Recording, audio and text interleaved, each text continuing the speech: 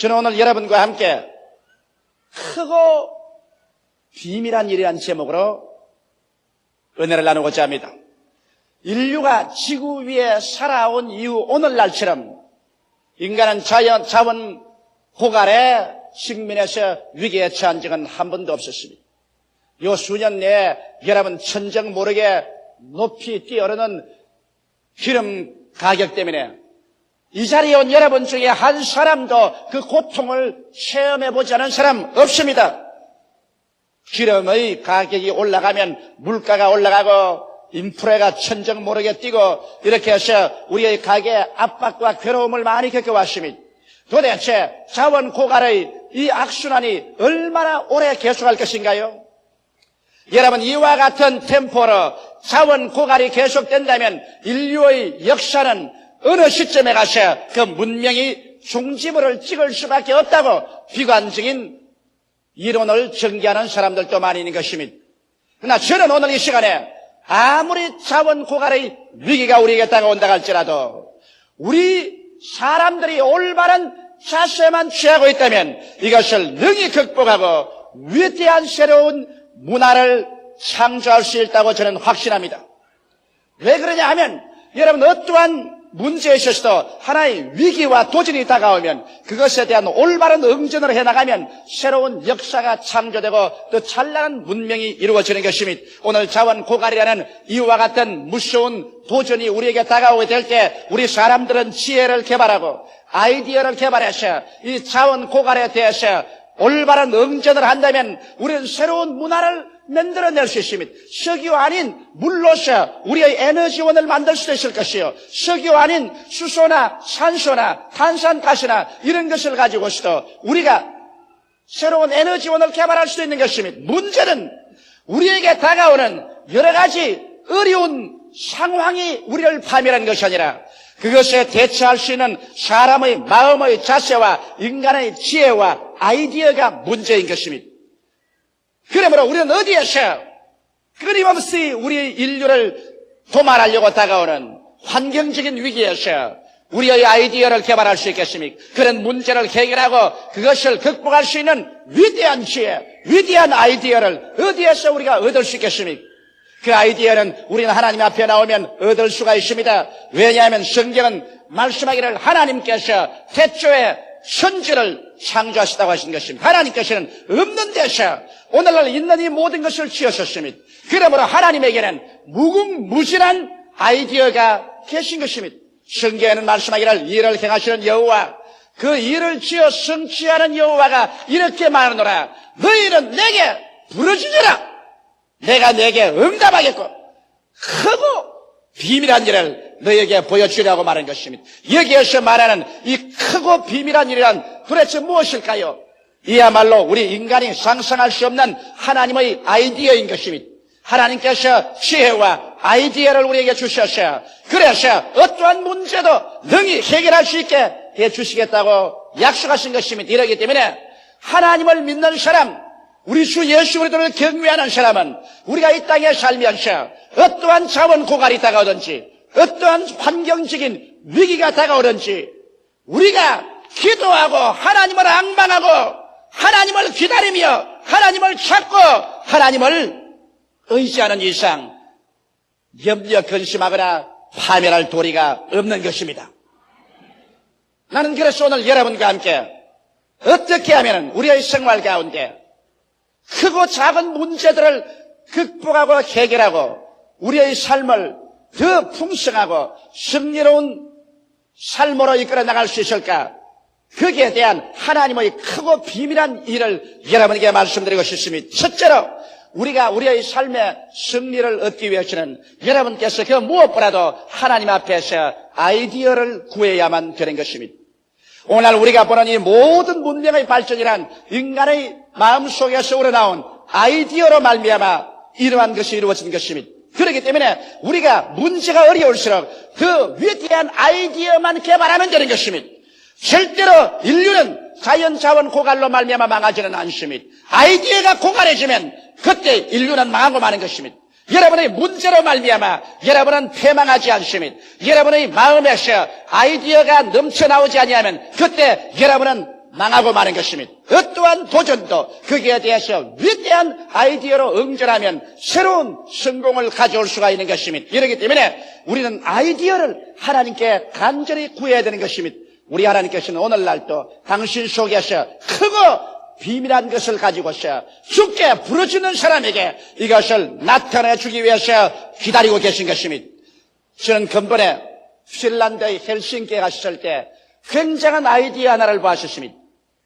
그곳에 핀란드의 헬싱키의 도심지에 락샤츠라고 바위 교회가 있습니다. 이 바위 교회는 세계적으로 유명해서 하나의 관광 코스가 되어 있습니다. 그 왜 락처치가 유명하게 됐느냐? 그것은 핀란드 헬싱키 시당국에서 토지 이용상 도시 한가운데는 교회를 짓지 못하도록 그렇게 설정을 해놓았습니다.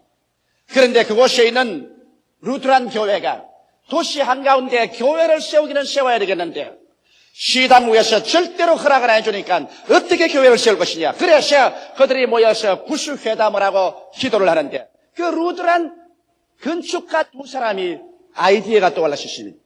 왜냐하면 헬싱키 도시 한가운데 큰 바위 덩어리가 있습니다. 이 바위 덩어리는 하도 바위 덩어리가 컸기 때문에 여기에는 집을 지을 수도 없고 아무 시설도 없어서 시 가운데 바위 덩어리를 그대로 내버려 놓은 것입니다. 그런데 여기에 이 건축가 두 사람이 아이디어를 개발한 것입니다. 구태여 교회라고 해서 반드시 기초를 놓고 기둥을 세워서 지붕을 덮어야 교회가 될 리가 있겠는가? 그 바위를 그대로 파서 문만 뚫어 놓으면 바위 교회가 될 것이 아닌가? 그렇다면 시에서는 교회를 못 지으라고 할 이유가 없는 것은 바위 그대로 내버려 놓고 바위 속을 이렇게 뚫어가지고서 지붕만 싹 덮어버렸으니까 역시 바위 있으면 다른 것이 있는가? 그렇게 아이디어가 개발되어서 시에 그것을 요청했고 시의 허락을 받아서 그 바위를 거창스러운 바위를 그대로 싹 파가지고서 뚜껑만 싹 덮어가지고서 문을 떨어놓으니까 희한한 바위 교회가 되어버리고 마는 것입니다. 그래서 저희들이 그 바위 교회 안에 들어가 보니까 벽도 바위요, 땅바닥도 바위요, 전체가 바위 그대로 파놨는데 천정만 덮어놨었습니다. 그래 놓으니까 참 안에 들어가니 자연스럽고 인공미가 가해지지 않은 만세반석 우리 주 예수 그리스도를 상징하는 바위 교회로서 멋들어지기가 한량없어요. 그래서 아이디어는 문제를 해결한다는 그 사실을 저는 다시 한번 마음속에 깊이 느꼈습니다. 모든 다른 사람들이 도시 내 교회를 지을 수 없다고 말할 때 두 사람의 건축가의 머릿속에 들어온 아이디어는 훌륭한 바위 교회를 지어서 쓸모없는 바위가 오늘날 헬싱키시에서는 세계에서 찾아오는 관광객들의 관광 코스가 되어버리고 마는 것입니다. 성경은 야고보서 1장 5절로 8절에 이렇게 말하고 있습니다. 너희 중에 누구든지 지혜가 부족하거든 모든 사람에게 후히 주시고 꾸짖지 아니하시는 하나님께 구하라. 그리하면 주시리라. 오직 믿음으로 구하고 조금도 의심하지 말라. 의심하는 자는 마치 바람에 밀려 요동하는 바다 물결 같으니 이러한 사람은 무엇이든지 죽게 얻기를 생각지 말라. 두 마음을 품어 모든 일에 정함이 없는 자로다.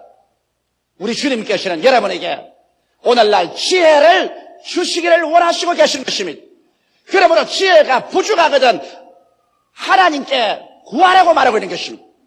지혜라는 것이 바로 생활의 아이디어인 것입니다. 이 아이디어를 구하라.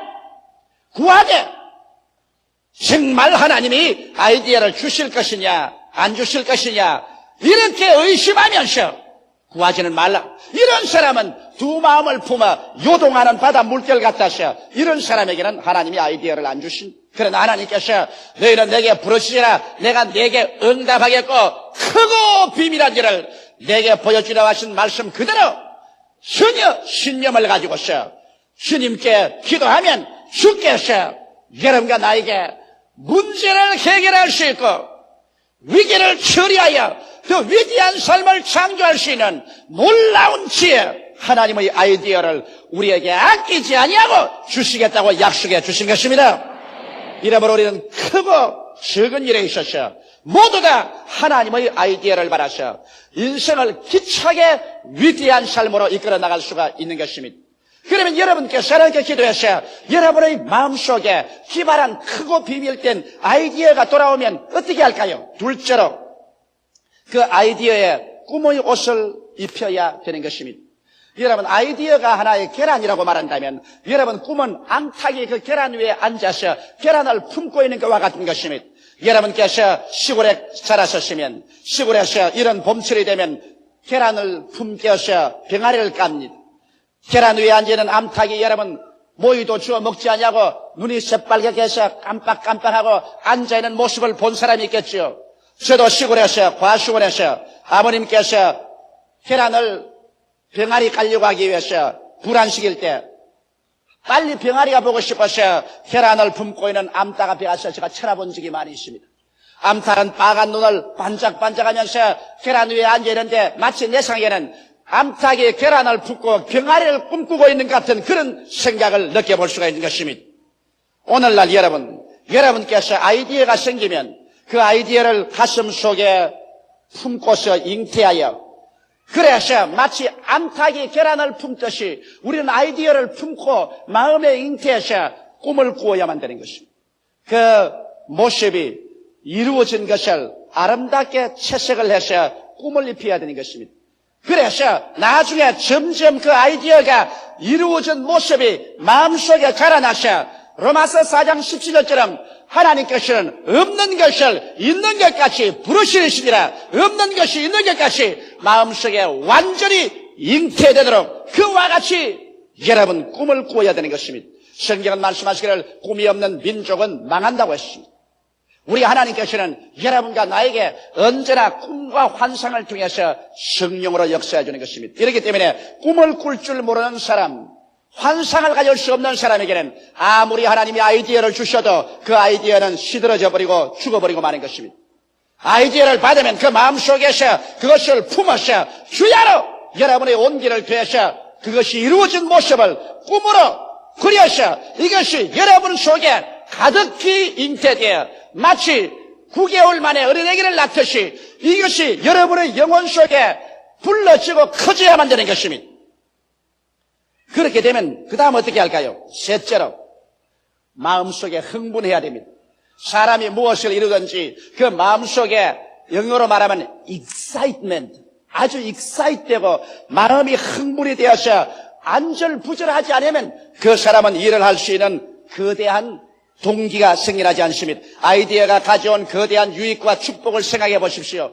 이 일이 이루어지면 내 개인과 내 가족과 내 이웃과 조국과 민족과 인류에게 얼마나 큰 유익이 다가올 것을 생각해 보십시오. 그만 마음이 흥분되어서 그냥 밥을 먹어도 그것이 마음에 가득 차고 길을 걸어가도 가득하고 자나 깨나 그 일로 말미암아 마음이 흥분이 되어서 견딜 수가 없을 때 그래서 이 사람은 마치 그 일에 미쳐버린 사람 같이 그 일을 생각하고 그 일을 말하고 그 일을 할 궁리를 할 때 이럴 때 이 열띤 감정이 성취 동기가 되는 것입니다. 사람들 흥분할 줄 모르는 사람하고 여러분 아무 일도 하지 못합니다.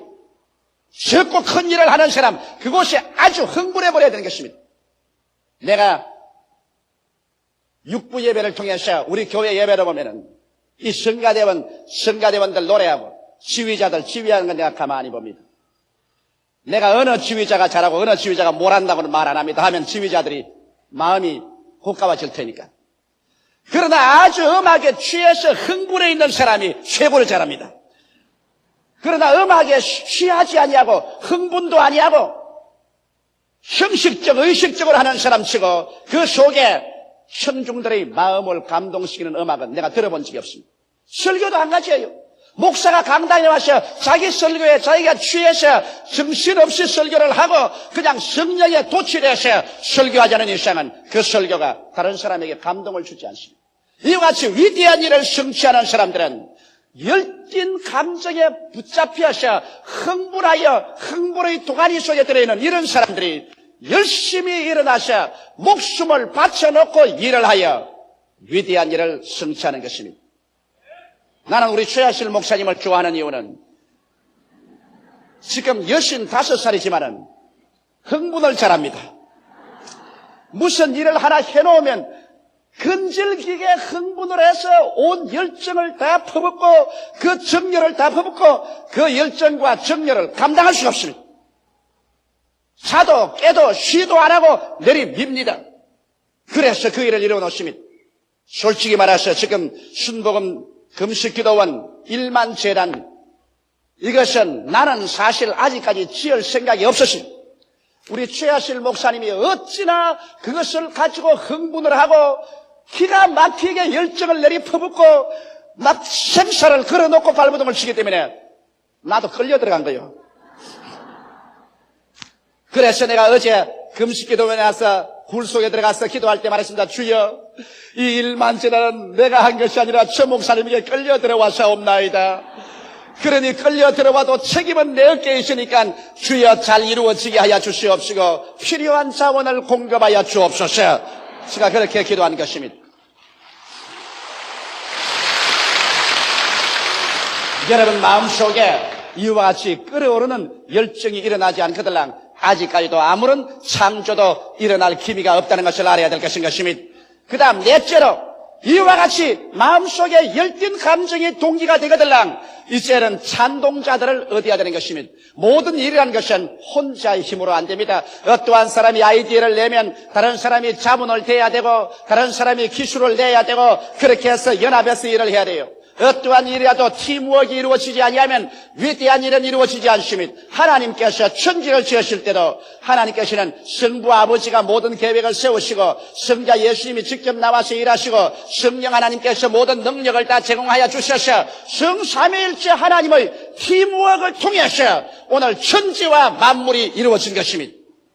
하나님도 천지를 지으시는데 삼위일체 하나님이 팀워크가 되셔서 일을 하시는데 하물며 여러분과 내가 일하는데 혼자서 일하겠다면 그 일이 이루어지지 않은 것입니다. 이렇기 때문에 여러분께서 아이디어를 갖고 그것이 꿈으로 말미암아 완전히 잉태되어 마음의 확신으로 채워지면 이것으로서 마음에 기차게 흥분해서 열띤 감정이 성취 동기가 이루어지면 이것을 사람들에게 말해서 설교를 시켜야 하는 것입니다.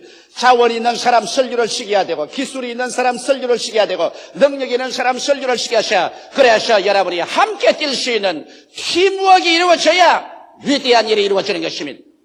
나는 우리 순복음 중앙교회가 오늘 단일교회로서 세계의 최대의 교회가 이루어졌다고 하는 이유를 잘 압니다. 그것은 왜냐? 먼저 저와 우리 최하실 목사님과 팀워크가 이루어졌기 때문에 된 것이요. 우리 교회 장로님들과 팀워크가 이루어지고 우리 교역자들과 팀워크가 이루어지고 우리의 구역장님, 우리의 조장님, 우리 성도들과 이와 같이 한결같은 팀워크가 이루어져서 우리 교회 생긴 이후로 지금까지 아직도 한 번도 교회가 분쟁이나 분리된 일이 없었기 때문에 세계 최대의 교회가 이루어지게 된 것입니다.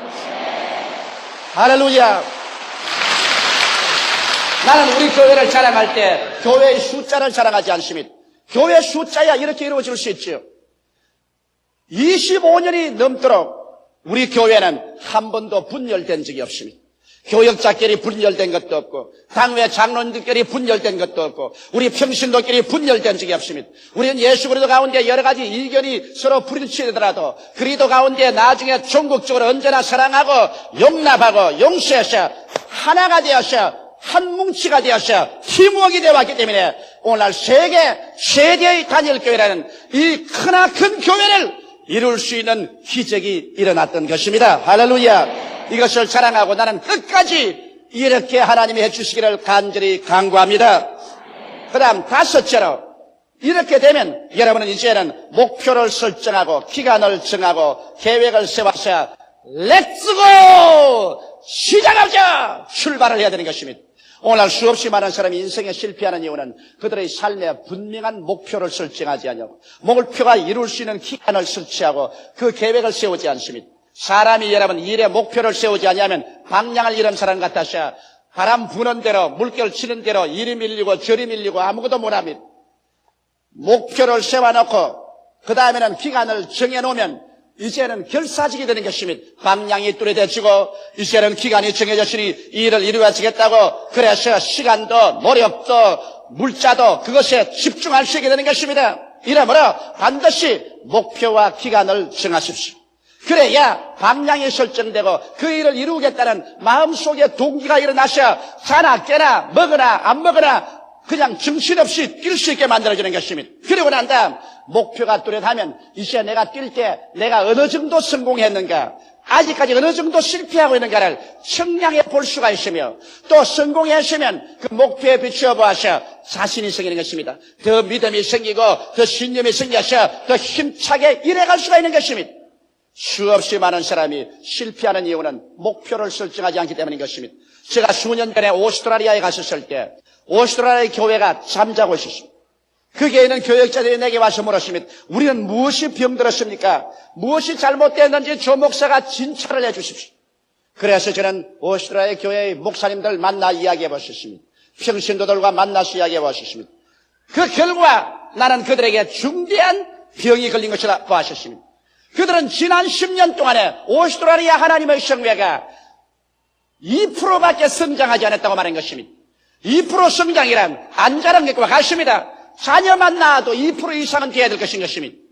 그런데 내가 발견한 것은 어느 교회치고 한결같이 교회 성장에 대한 목표를 설정한 교회가 없더라는 것입니다.